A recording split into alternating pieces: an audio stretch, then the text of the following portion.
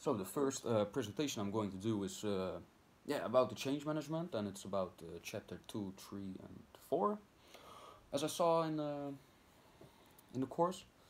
So that's what I'm going to do, and I have to explain each chapter, what they say, and how it's done, how it works. So that's what I'm going to do. Chapter 2 is understanding, implementation, choices, the options to consider.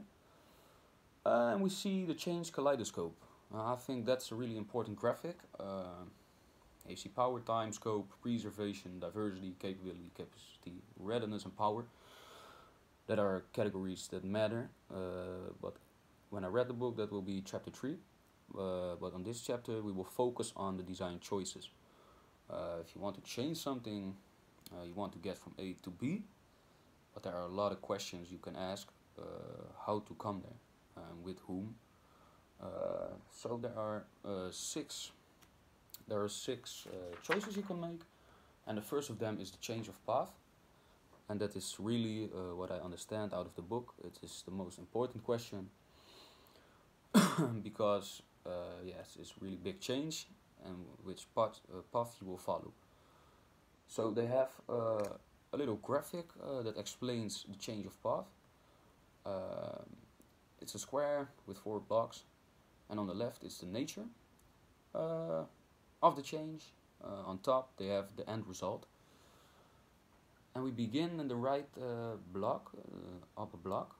That's adoption. If you want to make a change happen, you need to adapt something new. That can be, for example, a new strategy, selling of other brands. It's just you need to adapt something to make a change. So that you have to ask yourself, what am I going to adopt? The block beneath is reconstruction, is how do I make this strategy happen, and what do I have to do to make it work. So that's the right part of the block, the adaptation and reconstruction. And hopefully in the end, if everything goes well or not so, it depends, there can be a transformation in the company. And that can be an evolution or a revolution. And then you have, of course, the nature of the transformation. It can be incremental, big bang. But first of all, they come to the evolution. It means, for example, I'm selling Samsung TVs, and I want to adapt something new, and I want to evolve my company, and I think I can also sell LG TVs. So it's my assortment is becoming bigger.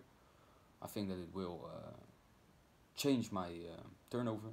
So that's an evolution of my company, adding a new brand, for example.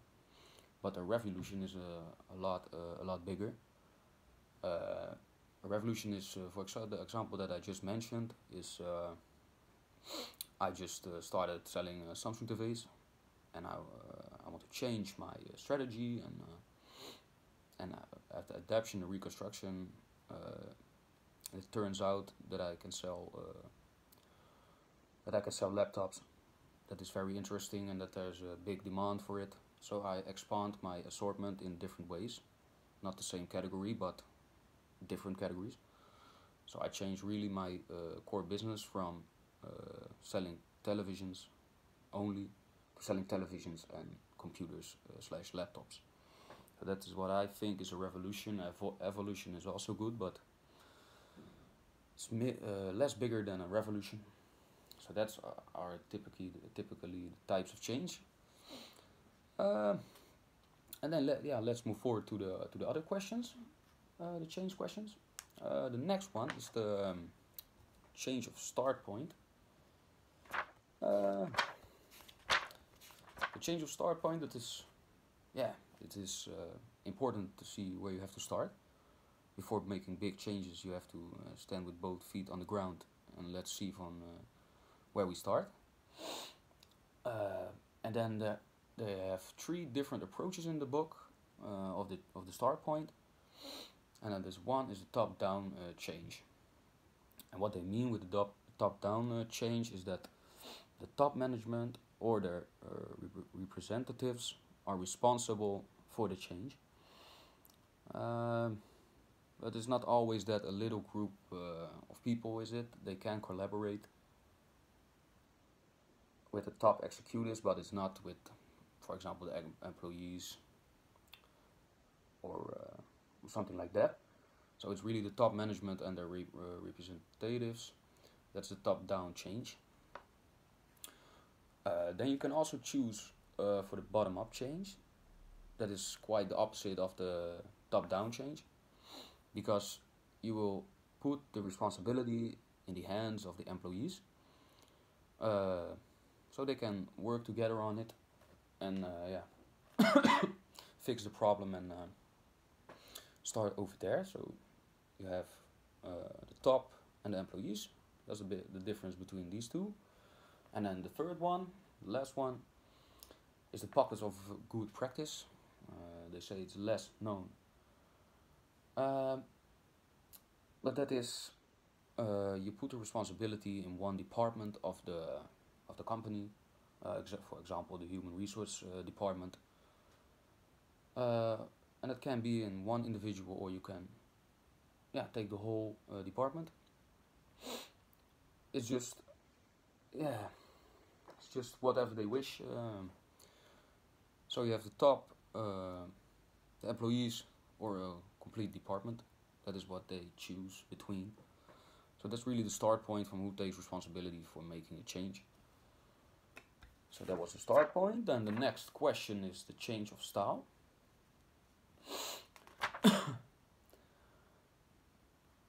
Yes, and that is a good follow-up of the start point.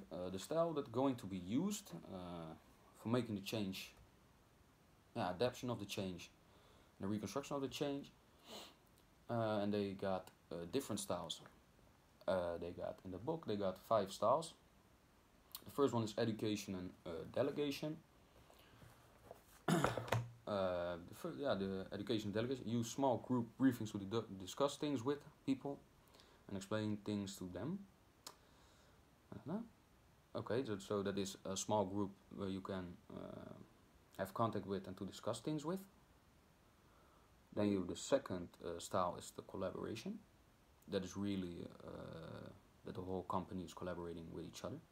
So the employees also have a big involvement in decision making and making their words count. Then you have participation. It's a little bit less than collaboration, but they do participate. That is what they say. That's a little bit of involvement of employees and how to deliver desired change. So I think participation is a little less than collaboration, but the employees still have something to say about it. Then you have the direction. Then it's a small group of leaders or stakeholders that make the decisions about what to change and how. So there's no really participation of employees, but it's a small group with full membership and the words that count. And then the last change of style, that is coercion, and that is use of power to impose change. So the employees, better said, they don't have anything to say. They're forced to work and they're forced to do what the boss is telling them. So there's different styles of managing, which you can choose to make the change. Is it collaborating, participating, or just a small group putting coercion under the employees? That is what you have to ask yourself. Moving forward to the fourth question of making a change. It is the change of target.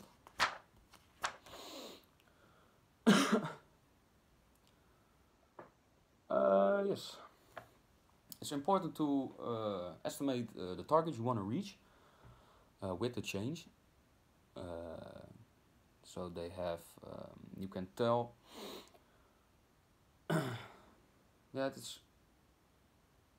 an important design choice requiring consideration is different organizational levels at which to intervene. So what it's really saying is on how many levels do you want to intervention? Do you want it big? Or do you want it less? And in the example of big, then the employees come, and that it can you can concentrate on attempting to change the values of employees. Other emphasis behavioral change. So it's really from what kind of target do you want, and how do you want to intervene with the different levels. And it's also changing the behaviors of the employees.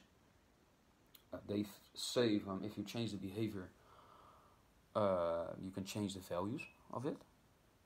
For example, if an employee is happy and he likes to work, then the output will become bigger, which has a positive reaction on the company. So that is really based on the target and how you want to reach it. Then not the last, but the second of last question is the change of levers.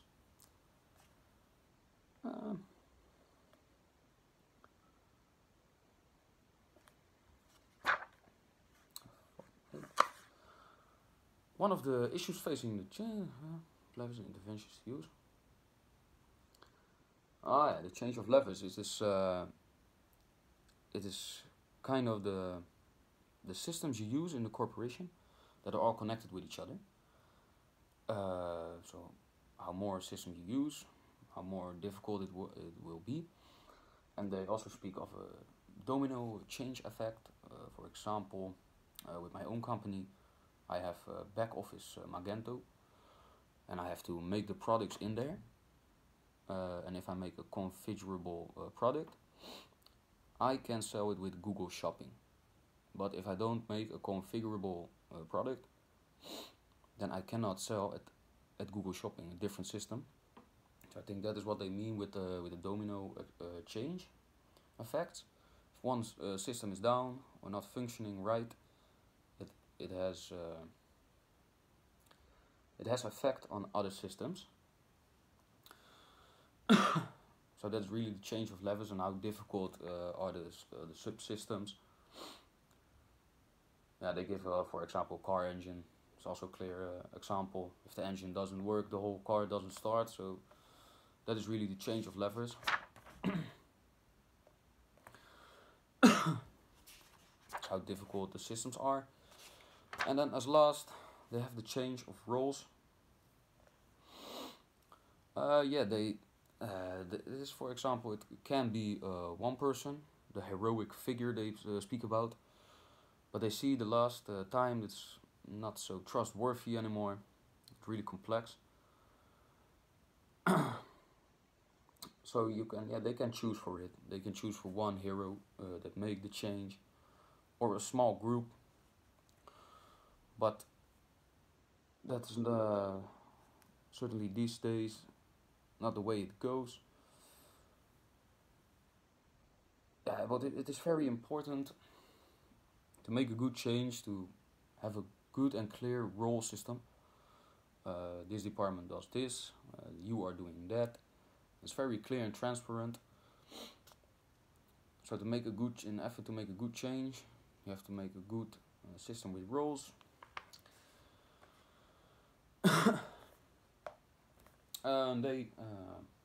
They have 4 types of roles, and the first is the change champion. Now, what I mentioned before is that it is one person, the CEO, for example, that has made the change and he is responsible for it. The second one is the external facilitation. External consultants, maybe appointed, so consultants from other parties, join the company and make happen the change with the CEO. So that is external. There's a big difference with the third one. That is the change action team. That is a team from within the company. So they have a lot more expertise, a lot more knowledge of the organization. So that has its pros. And the last one is the functional delegation. It's really you delegate certain departments, such as HR, sales. You make groups of different departments. So what the big pros of it is they're coming from the organization. They got knowledge of the area, but yeah, they have knowledge, but on a certain point. It's not knowledge overall, but yeah, they got no knowledge from overall, but from a certain area. So that's a dome, but that are basically the roles: the change champion, external facilitation, change action team, and the functional delegation. So that was chapter 2, and I think was the most important chapter. That's why it took a little longer. But now we're heading forward to chapter 3, analyzing the change context, how context affects choice. Well, context is the basic, and it does affect choice. Every context in other companies are different, so the choice is never the same, but the context affects the choice. And they have a little graphic again of the change kaleidoscope. We have in the previous chapter we had the design choices, the 6 questions. And now we have other organizational things that can affect the choice or make the choice, and that is time, scope, preservation, diversity, capability, capacity, readiness, and power. So that are important things that affect the choice. And I will shortly take all these subcategories and explain them shortly. So the first one is time. How quickly is the change needed? Is it very urgent, or can it wait? Is the organization in crisis, or is it going very well? And is it for the long term or for the short term? So that is there a hurry? Yeah, what I said before, or is there no real hurry? So that is the time. Then we're moving forward to the scope.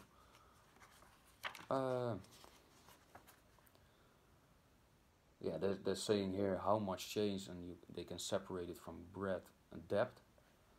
But the scope is basically it is what degree of change is needed, realignments or transformation. Does the change affect the whole organization or only part of it? So, that is how big is the change eventually. When with the breadth, they mean the whole organization or a part. And the depth is the transformation or revolution. So that's really the scope. So we had the time and the scope. Is how much time do we have and how big is the change. So then we're moving forward to the third one, and that is tangible of the preservation. What originational assets, characteristics, and practice need to be maintained and protected during change. So that is really the scope is what was the change and how big is the change, and with the preservation, you want to see what is needed.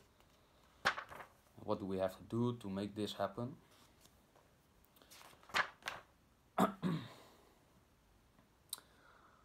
So they say you have a couple of resources, tangible and intangible. Tangible you can really feel. So what do we have to preserve? What do we have to destroy to make it go well? So that is really, it's all basic steps. First of time, then the scope, then the preservation. So the preservation really is what does it need to make this happen? Which assets do we need to use or which we don't use? That's really what they were saying. Then the fourth one is the diversity within the organization. Is it a large company? Do you have a lot of employees with different nationalities? Does the expertise of the different areas is very different? Are your employees loyal? Are they motivated? It's all part of the design choices, but it's very important to know and what kind of organizational diversity your company is. Sometimes it's even better to increase or decrease diversity, but you have to see on point. So that was the fifth thing, that was diversity. Then we're moving forward to the capability. So the capability, what it really means is how good is the company capable of making a change happen. So they have two levels. First one is individual, personal, managerial. So is the employees capable with their expertise to make change happen, and are the leaders or managers capable of directing the employees in the right way? Do they collaborate well? The expertise, collaboration, that's our most important things. And they say organization, that's what I said. The managers, the direction, have their vision clearly? Is it transparent to the managers so they can put it through, make it over to the employees? Because if they're transparent, you can make a good change. So are they capable? That was one thing. The next thing is the capacity, and they tell us three things. It is really the availability of cash, time, and people. I think these are three very important assets. If you don't have the cash, you cannot pay your people or make a good investment for the change, like in stock. You want to increase in stock, but hey, if you don't have the cash, your stock is not going to grow. So cash is one of the important things. I think time is important, maybe even more important. If you don't have the time, you cannot think clearly. You always have to sit down and make it clear for yourself, so you can know it's clear. I think time is more important than cash, and at least we have the people. Do we have enough people to make it happen, to make the plans go well? If you miss one of these three things, it is very difficult to make a good change. So these three are very important. I think this is a very important subcategory of the design choices. So there was the capacity, and not the last, I guess. Is it the last? No, it's not the last. It's the readiness. We've talked about the people, time, and cash. And on this point, the readiness, we're checking on the managers and the employees. We got awareness and commitment. Are the people aware of the problem or the change? They really need to be good informed about the change. And the second thing is also important for the employees, the managers. Do they have commitment to make the change happen? You have to be motivated, committed to make it happen. So are they aware and are they willing to make it happen? That are already two important things in the change management to make it happen, because that is what we want to do in the end. And then the last thing that has effect on the change management, it is the company's state, if I can tell it like that. Does the company have stakeholders, or is it just the owner, or couple owners, or are it stakeholders? Because there's a big difference between those two. But the stakeholders, the power, that is what they're saying in the book. It comes of power. The stakeholders are people from outside the company, but they have a voice in the company, so they actually tell you what to do. Or is it just the owner who's telling you what to do, and then the company gets more involved with the owner? So it's also very important to know the power of the company. Is it from an owner, or is it from stakeholders, external stakeholders? Because then they have a choice in the company. So to make a change, it's really important. What I told earlier is to make it clear, and I can understand it with stakeholders. It's just people from outside that it can be difficult to make the change happen like they wish they would. But that's really the difference. But these are all things that affecting the choice and the change management. So that was chapter 3. I think 2 and 3 were important, and chapter 4 I read it, and yeah, they're giving a changing kaleidoscope of a company. It's an example, in this case Tarmac, and it's a multinational. So all the questions and the subcategories we talked about, they're taking on to take a look at. They first got Tarmac Central as a multinational, and it's is in more countries, in the UK and in France, and they make a kaleidoscope and with the design choices. And what I think they want you to see is that in other countries you have different change management. The kaleidoscope for Tarmac UK is different than Tarmac France, because of, for example, the diversity. In France is really high. In England it's not so high. The capacity can affect. UK can be big. France can be little company with not enough people. So yeah, it is also. So I think they just want to bring the difference between a multinational, because it's one company but different daughter companies in other countries, that they have other change management. That it's important to take a look at that Tarmac France and Tarmac England. That you can see there's a lot of differences between between that. So I don't think there's much to say about this. It's just that there are very different change management in a company if it's a multinational, and with other cultures, other country. So that was presentation number 1 of chapter 2, 3 and 4. And in the next video you will see the next presentation. Thank you for listening.